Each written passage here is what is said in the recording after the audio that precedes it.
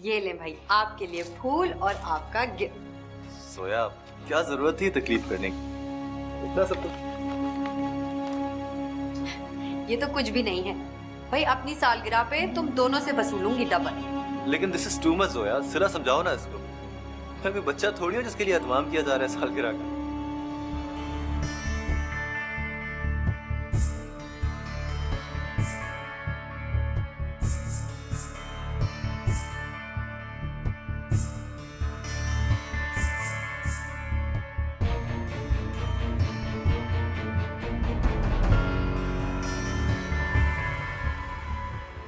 क्यों उस बेचारी के खुलूस को रिस्वा करके रख दिया तुमने?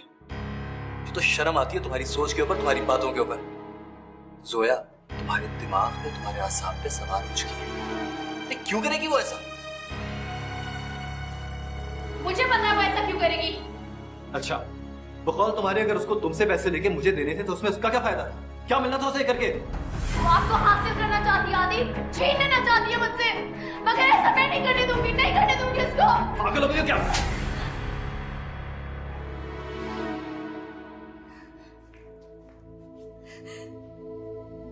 हेलो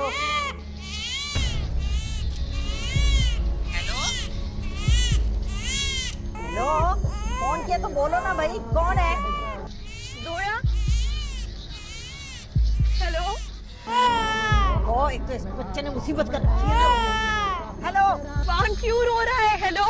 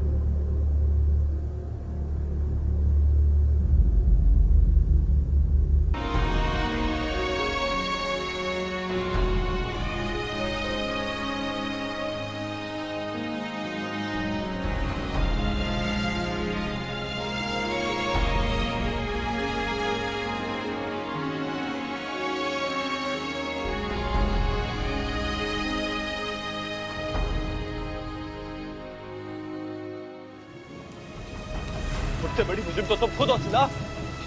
तुम्हारी नौकरी के शौक ने जान ली है मेरे अफान की। तुम्हें शौक था मेरे बीमार बच्चे को छोड़ के उस कमीने अमर के पास जाने का। तुमने ना मेरी फिक्र की ना उसकी।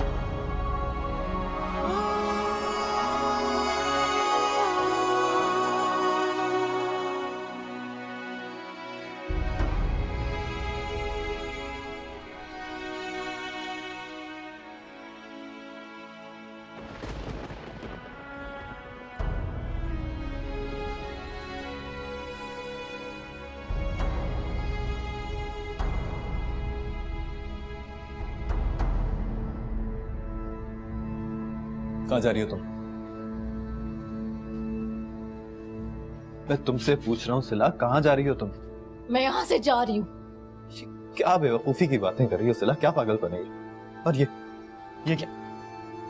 हाथ मत लगाना, इसमें मेरे बच्चे की चीज है, छूना भी मत इसे। मेरी बात सुन, हाँ मेरा भी बच्चा था। तुम इस तरह क्यों रिएक्ट कर रही हो जैसे उसका सारा गम सारा दुख सिर्फ तुम्हें, मुझे कोई एहसास नहीं है, कोई तकलीफ नहीं है।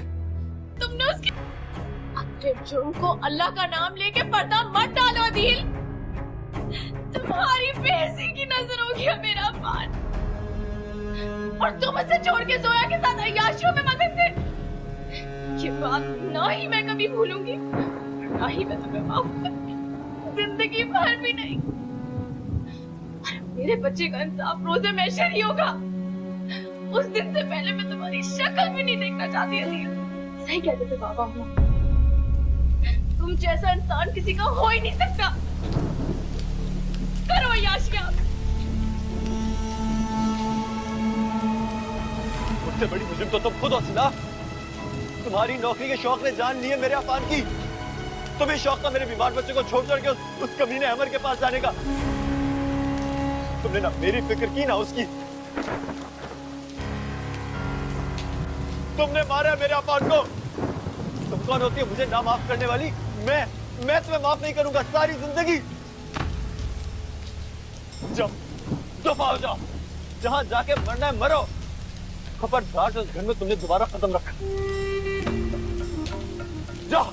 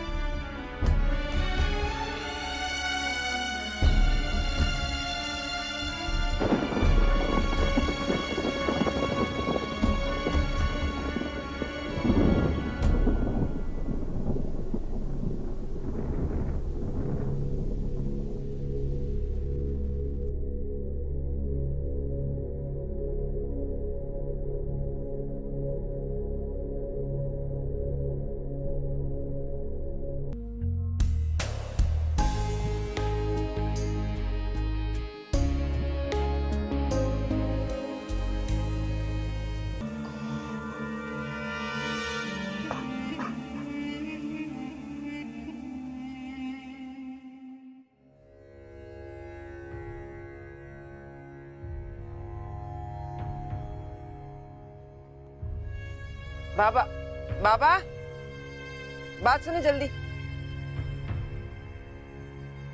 जी बेगम साहबा। अदील तो नहीं आया? नहीं नहीं, अभी नहीं आया। अच्छा, अगर आए तो उसे अंदर मत आने दीजिएगा, और अगर सिला के मुतालिक पूछे तो आपको कुछ बताने की जरूरत नहीं है। आप मेरा मतलब समझ गए ना? जी बेगम साहबा, जैसा आप कह रही हैं वैसे ही होगा। हाँ ठीक है। मुझे तो अदील से कभी भी कोई उम्मीद नहीं थी, और अब तो तुम्हें भी समझ आ गई होगी कि मैं और तुम्हारे बाबा क्यों इस शादी के मुखालिफ थे। ये सहरा और इसका बेटा दोनों हैं ही।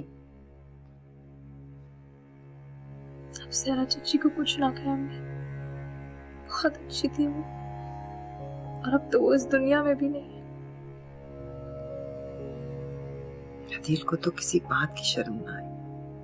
उसने ये भी ना सोचा कि तुमने उसकी खातिर सबको छोड़ दिया। कितनी कुर्बानियां दी उसने, तुम्हारी कुर्बानियों की कोई कदर ना की। औलाद जैसी नेमत भी उसकी बेहिसी की नजर हो गई। मेरा बच्चा, मेरा बच्चा। बस बस मेरी जान, सब्र करो। तुम्हारे रोने से वो वापस नहीं आ जाए। बस इतनी ही जिंदगी दिखवा कर लाया था। अगर अदील उस दिन उसको अकेले ना छोड़ के जाते तो शायद वो बच जाता। इतना तेज बुखार था उसे, किसी ने उसको दवा नहीं दी। बाप माँ कोई भी तो खुद गर्ज, ये भी ना सोचा कि उस पर और उसकी माँ पर तुम्हारे बाबा के कितने एहसान हैं।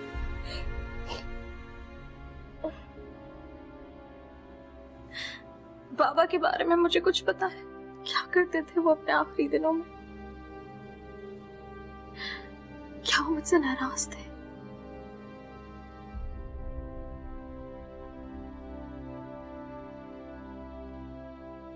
ये जमान साहब की वसीयत थी कि उनके इंतकाल के बाद मैं पाकिस्तान से आके आपको इस सारी बात से आगाह करूं। उनके तमाम बिजनेस और तमाम प्रॉपर्टी में ज्यादातर हिस्सा सिला के नाम पर है, और आपके नाम पर जो कुछ है वो भी आप उस वक्त तक नहीं ले सकती जब तक आप सिला से मिल के उसे सब कुछ हैंड ओवर ना कर दें। लेकिन मेरे पास सिला का कोई कांटेक्ट नहीं है, मैं उसे कहाँ से ढूंढूं? आपको उन्हें ढूंढना होगा, वरना तब तक ये सब कुछ यूं ही रहेगा जब तक वो मिल नहीं जाती। आप पाकिस्तान में उनके रिश्तेदारों से राब्ता करें, कोई ना कोई उनके बारे में जरूर जानता होगा। जमान साहब के करोड़ों के एसेट्स हैं। मैं तुमसे झूठ नहीं बोलूंगी, मुझे अच्छा नहीं लगा था कि जमान ने सब कुछ तुम्हारे नाम लिख दिया। मैं नहीं चाहती थी कि तुम्हें उसकी विरासत में से कुछ भी मिले। मुझे हमेशा इस बात का दुख रहेगा कि मैंने आपका और बाबा का दिल दुखाया। आपका हक बनता था कि आप लोग मुझ पर गुस्सा हुए, नाराज हुए, मेरी शक्ल भी ना देखे। अगर तुम हंसी खुशी मुनीब से शादी करने पर राजी हो जाती तो शायद ये सब कुछ ना होता। मैं मुनीब से शादी नहीं कर सकती थी अम्मी। अच्छा चलो, जो होना था वो तो हो गया।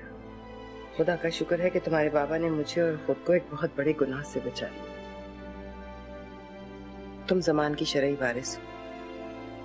किसी शरई वारिस को उसकी विरासत से महरूम करना बहुत बड़ा गुनाह है, और शुक्र है कि हम इतनी बड़ी नाइंसाफी से बच गए।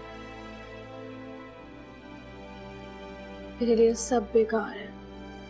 बाबा चले गए, अफान चला गया, मेरा घर बर्बाद हो गया। मुझे कुछ नहीं चाहिए अम्मी, कुछ भी नहीं। किसी के चले जाने से जिंदगी खत्म नहीं हो जाती। मेरे बारे में भी सोचो। मेरा इस दुनिया में अब तुम्हारे अलावा कोई नहीं। मैंने तुम्हें कहां कहां नहीं ढूंढा ताकि तुम्हारा हक तुम्हें दे सकूं, लेकिन तुम न जाने कहां छुप गई थी। तुम्हारे पुराने पते पर मैंने खत भी भेजा था, लेकिन फिर मालूम हुआ कि तुम वो घर छोड़कर भी जा चुकी हो। मगर मुझे तो कोई खत नहीं मिला अम्मी, और मैं उसी घर में रहती थी। यहाँ तक कि यहाँ आने से पहले तक मैं उधर ही थी।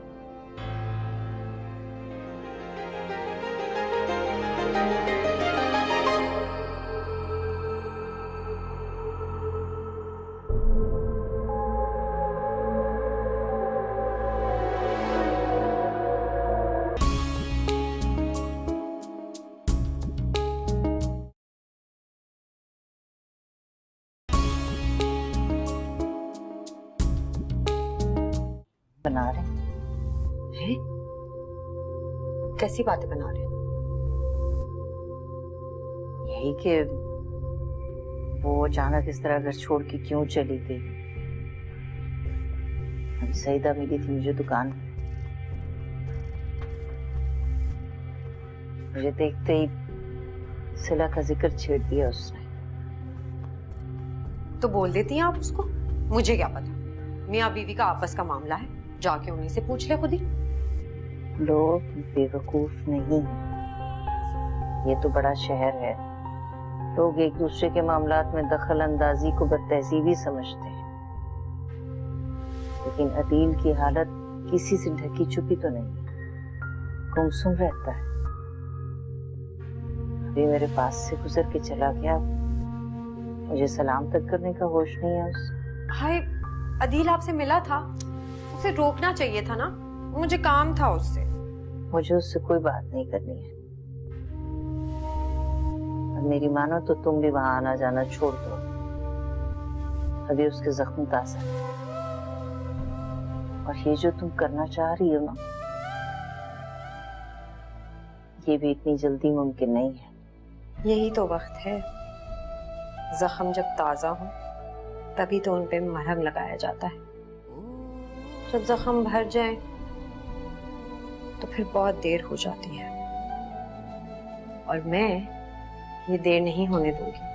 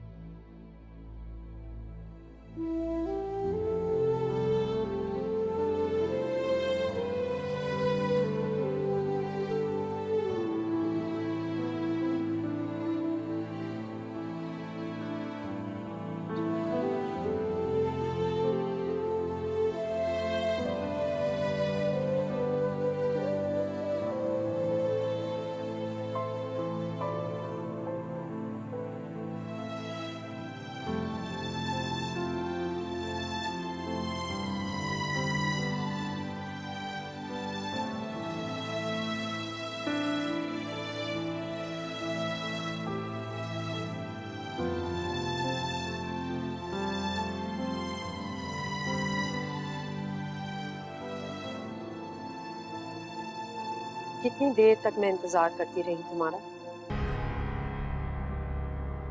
तुम क्यों आई हो यहाँ पे?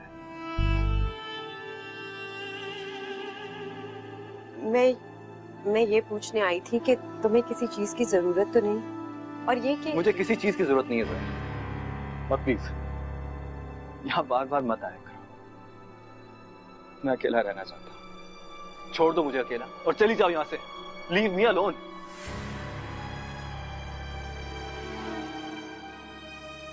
जितना गुस्सा तुम्हें निकालना है निकाल दो मुझ पे। जितनी करवाहट, जितनी घुटन है ना, सब बाहर निकाल फेंको।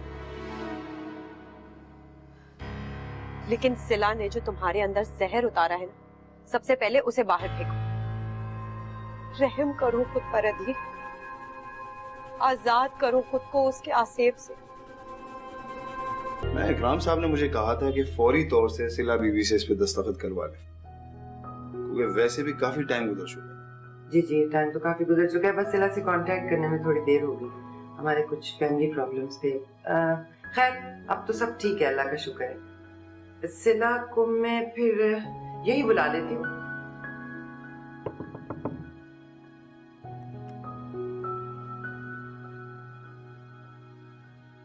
सिला, तबीयत ठीक है तुम्हारी? जी अम्मी, सही है, बस आंख लग गई थी। वकील साहब आए हैं, उन्हें कुछ पेपर साइन करवाने हैं तुमसे। अगर तुम्हारी तबीयत ठीक नहीं है तो भेज देती हूँ, दोबारा आ जाएंगे।